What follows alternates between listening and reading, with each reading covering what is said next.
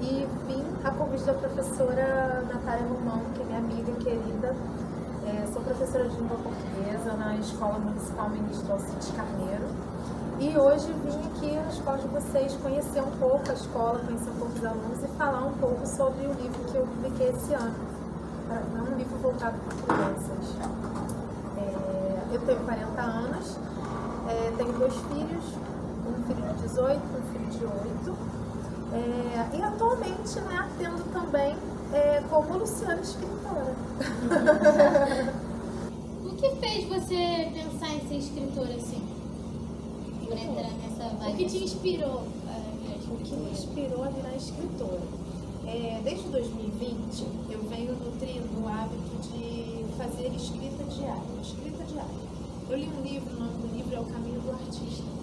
E esse livro sugeriu uma série de exercícios para que nós consigamos manter a nossa criatividade no dia a dia, independente de que tipo de artista você seja. Se você for um cantor, um escritor, sei lá, um designer, enfim, qualquer tipo de arte. Um dos exercícios era da escrita matinal, eles chamavam de páginas matinais. Ter sempre um caderninho, um bloquinho e fazer algumas anotações de manhã. Então, desde 2020 eu venho tendo esse hábito.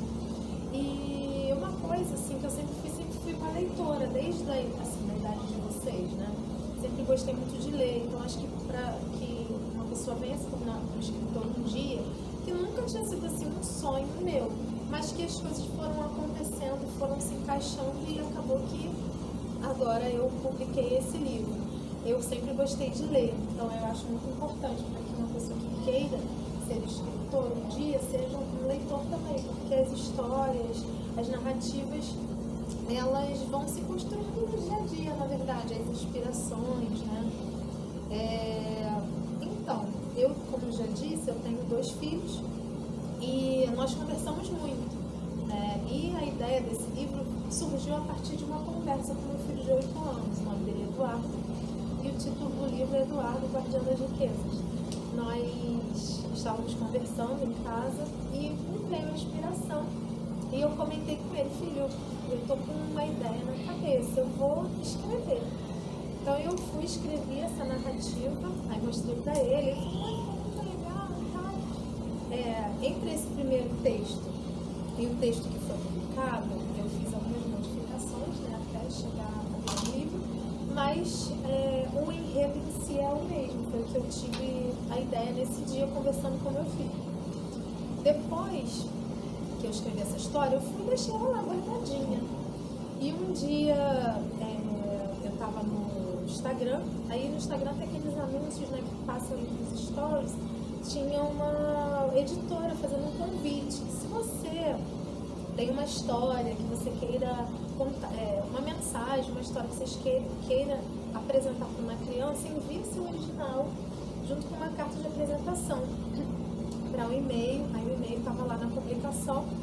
Aí eu falei, puxa, eu tenho. Aí eu fui e enviei, despretensiosamente. Só que aí, nesse dia, uns dias depois, uns 3 ou 4 dias depois, eles me responderam. E responderam positivamente, dizendo, olha, nós gostamos muito dessa história. Era o que a gente estava procurando, porque muitas pessoas enviam, mas tem muito texto parecido, muita coisa igual que já tem no mercado, e nós gostamos do que você escreveu. Parece assim que foi uma coisa de coração mesmo. E eu fiquei muito feliz. Aí eles me fizeram uma proposta, eu assinei um contrato, e a partir daí nós começamos a pensar, né, em como seria essa história virar um livro. Nossa, que legal. Achei muito maneiro. E tipo, foi do nada? Foi assim? Aleatório, Você pensou? a ideia de fazer. Exatamente, porque na verdade eu não escrevi a história pensando em publicá-la. Eu pensei só em registrar uma ideia que eu tive, assim como eu faço com outras coisas, até nesses cadernos que eu disse que eu tenho costume de escrever. Né? Esse caderno de escrita diária, ele não é necessariamente um diário. Ele é um livro em que eu, digamos assim, guardo um acervo de memórias. Né?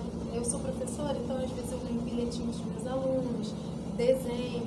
Aí eu vou colocando ali para não ficar aquela coisa supor, eu conheci uma música nova, que alguém me apresentou, eu ouvi, e eu gostei daquela letra. Aí eu vou, coloco a letra ali, ou então algum pensamento que eu tive, aí eu anoto esse pensamento. E é bom, às vezes, revisitar esse caderno. Eu fico, caramba, que legal isso que eu pensei, que eu fiz, que eu anotei, sabe?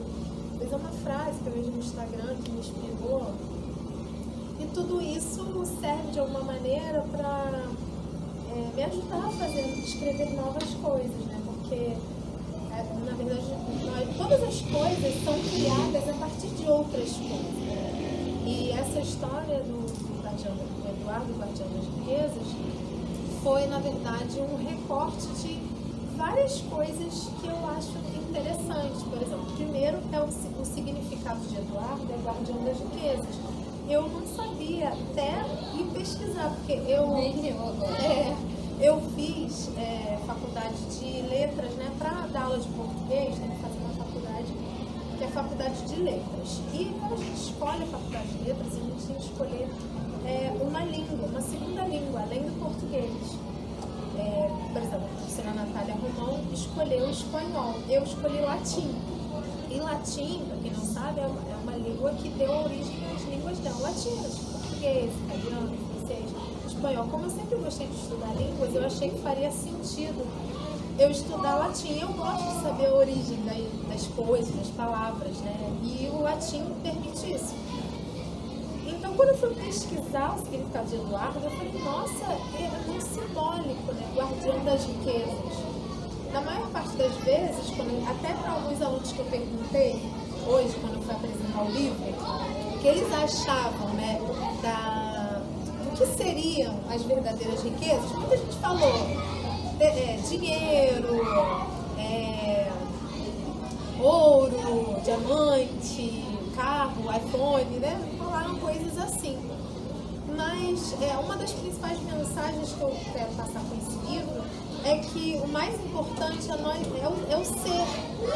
A riqueza maior está no ser e não no ter. Né? Porque geralmente quando a gente fala em riqueza, as pessoas pensam em bens materiais, em coisas materiais. Então a principal mensagem do livro é essa, assim, que a maior riqueza está na gente. Em como a gente tece as nossas relações, como a gente trata o nosso próximo. É isso.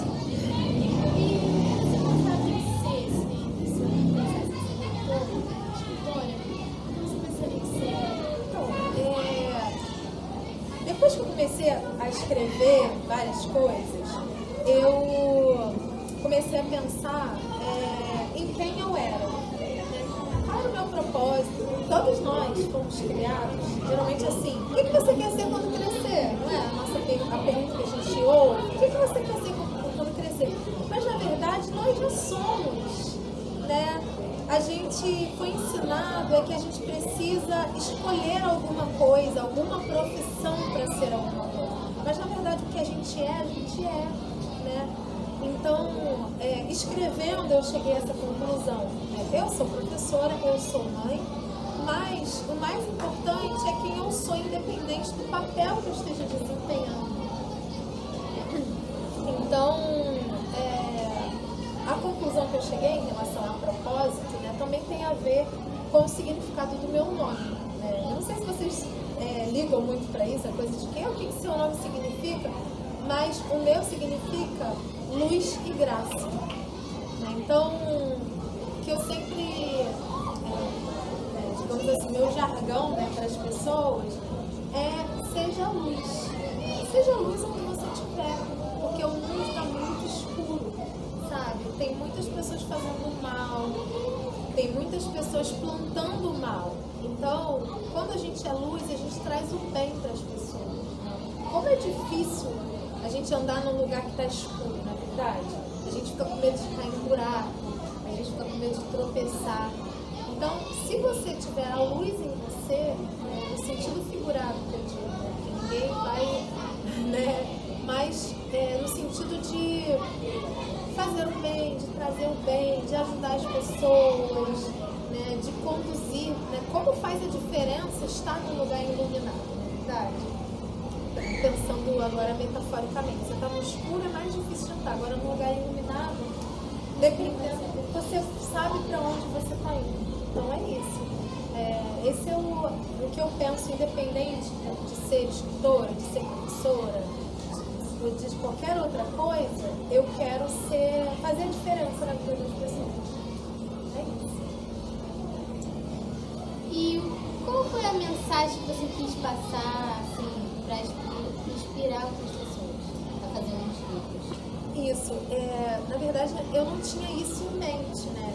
Eu vou inspirar pessoas. Mas depois que eu publiquei o livro, várias pessoas vieram até mim, pessoas conhecidas e pessoas desconhecidas, para dizer o quanto se inspiraram por eu escrever.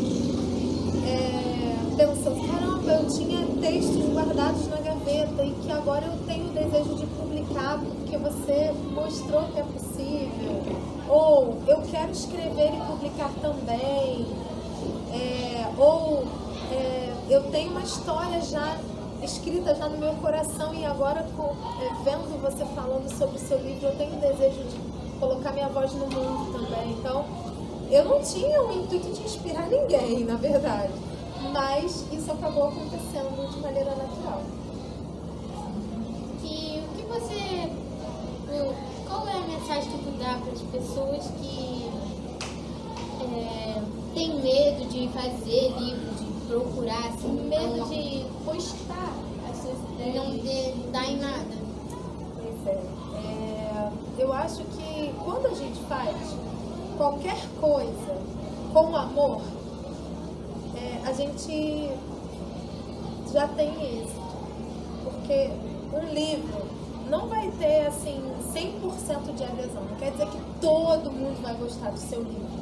Mas com certeza, se você fez uma coisa de coração, com amor, com certeza, a sua mensagem vai chegar onde ela tiver que chegar.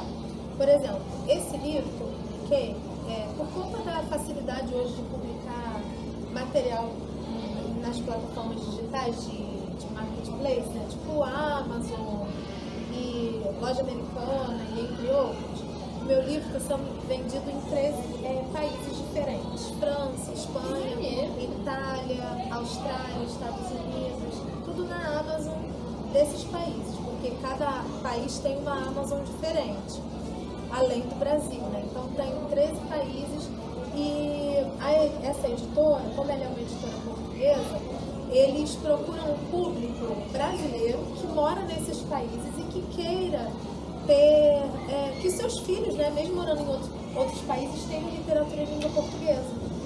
Então, o nome da editora é a editora Ases da Literatura. Ela é uma editora luso-brasileira, né? Ela é portuguesa, mas ela tem sede no Brasil também.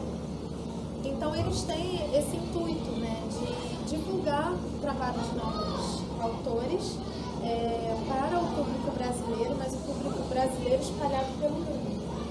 Então, eu tenho certeza que o meu livro, de alguma maneira, ele vai encontrar os leitores deles. Mesmo que nem todo mundo que lê, ele imediatamente vai dizer assim, como eu gosto. Tem pessoas que não vão ligar, mas tem muitas pessoas que vão gostar. Então, eu espero que o meu livro encontre essas pessoas. Você pensa em lançar o segundo livro sobre Parte 2 desse livro? Olha, duas perguntas. Você tem que lançar outros livros? Sim, eu penso em lançar outros livros. E a parte 2 desse livro foi uma coisa que outras pessoas falaram. O que você acha de apresentar os outros personagens, criar enredos com outros personagens, histórias com outros personagens? Eu penso sim. E outra coisa que me perguntaram em outra turma, que eu achei legal também, uma menina perguntou, e se fizessem uma animação com o Eduardo Guardião da Riqueza? Eu falei, nossa, seria um sonho. Eu acho que seria muito maneiro. Imagina, a Disney, né? Então marquem a Disney lá, ó, Disney. Lança o Eduardo Guardião das Riquezas. Nossa, ia ser top. Ia adorar. Imagina o novo príncipe da Disney. Né? Eduardo, ia ser maravilhoso. Ia ser um sonho. É isso. O menininho que tá na capa do livro, ele é inspirado no seu filho? É, inspirado no meu filho. Até a ilustração ficou bem parecida. Se acontecer que essa tua editora te chamar para fazer mais livros, assim, você já tem algum em mente? Eu já tenho algumas histórias em mente, algumas coisas já encaminhadas, digamos assim. Como o lançamento foi esse mês, né?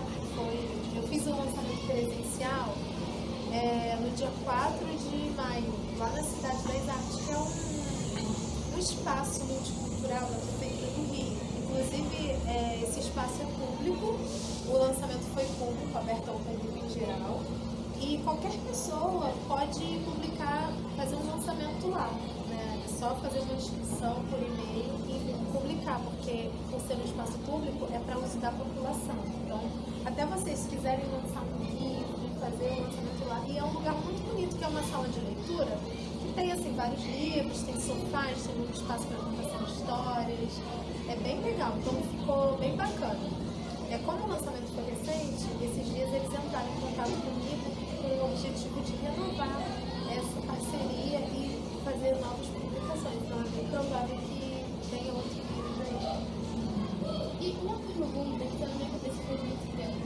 Quando você está escrevendo, você vai se escrever escutando música assim? Ou você vai ficar no silêncio? Não, eu ouço música o tempo todo, o tempo todo eu ouço músicas. E engraçado, não sei se vocês são fãs de K-pop,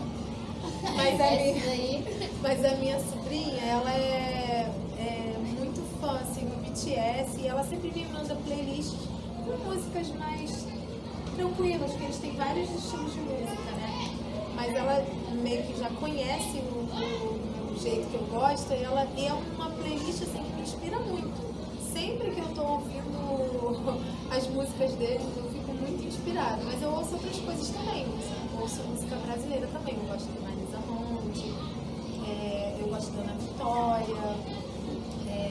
Tem vários grupos que eu gosto.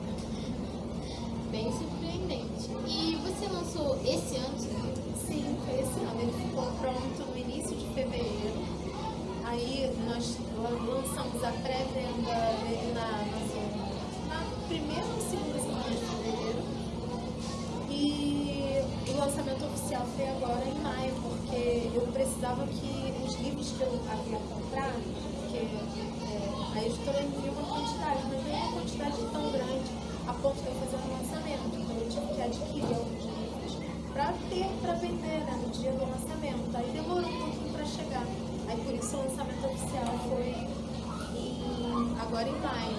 E eu fiz também no final de abril o lançamento na sala de leitura lá da escola onde eu trabalho. Quando você vai escrever um livro, você pensa em qual tipo? Tipo assim, qual é o estilo de livro? Eu fiz uma especialização em literatura infantil e juvenil. Então, por que esse primeiro livro foi voltado para crianças? Porque já era um universo que eu já estava acostumada. Só que eu falava muito assim para professores, né? Professores, como escolher um livro, o que é um livro literário, o que é um livro paradidático, como escolher um livro para o seu aluno. Então eu tinha essa coisa, eu estudava sobre isso. Então eu tinha referências de bons livros, o que é um livro de qualidade. Então o primeiro livro que eu lancei foi nesse sentido, mas eu tenho outros textos publicados, mas mais voltados para professores. Um deles é uma coletânea, na verdade, de narrativas. O título é Conta aí, Professor. É uma coletânea com vários textos narrativos de professores, mas com narrativas de sala de aula. Situações de sala de aula e que foram registradas e escritas por professores. E tem um outro que são As Dores e os Amores de Ser Professor, que também é uma coletânea com vários autores. Tem um texto meu falando um pouco da minha trajetória como professora. Então, eu tenho outros textos, né, diferentes, mas são para outro público. Outras escritoras elogiaram seu livro? Sim, outras escritoras elogiaram. Assim, o meu livro já tinha algumas avaliações, já tem algumas avaliações na Amazon. Algumas professoras minhas que lidam com esse universo da literatura infantil falaram que, assim, ficaram surpresas, né? Gostaram da qualidade, não só no sentido do texto em si, mas também na produção editorial toda, né? As ilustrações. Então eu fiquei bem feliz, porque foi o primeiro, né? Claro que se eu fizer outros futuramente, algumas coisas eu vou tentar mudar. Enfim, a gente vai aprendendo, né? E você, por fazer esses livros, mudou alguma coisa no seu cotidiano? Ou continua o mesmo? Olha, mudou um pouco, assim, mas mais assim na região onde eu moro, porque eu trabalho perto de onde eu moro, dá para ir andando. Então, às vezes, eu, por exemplo, no mercado, eu encontro crianças lá da escola. Aí eles vêm me abraçar, e eles pedem autógrafo, tem um livro maravilhoso. Mas assim, que não aconteceu, né? E nesse sentido mudou. Eu até perguntei pro meu filho, você se incomoda? Se a gente está na rua e uma pessoa vem e abraça a gente, pede autógrafo, e você se incomoda? Ele, não, mãe, eu fico muito orgulhoso de você. Então ficou tudo bem. É isso. Agora, a última pergunta para acabar. Você tem algum conselho para dar para os futuros escritores? Sim, acho que... Ou até mesmo para escritores?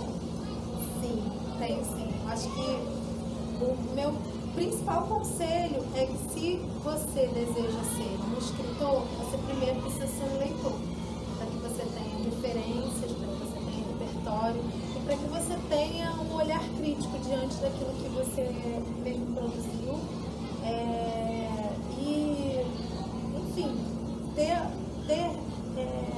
repertório, né, o suficiente para escrever e ter vários livros. É isso. Muito obrigada. Agora, tchau!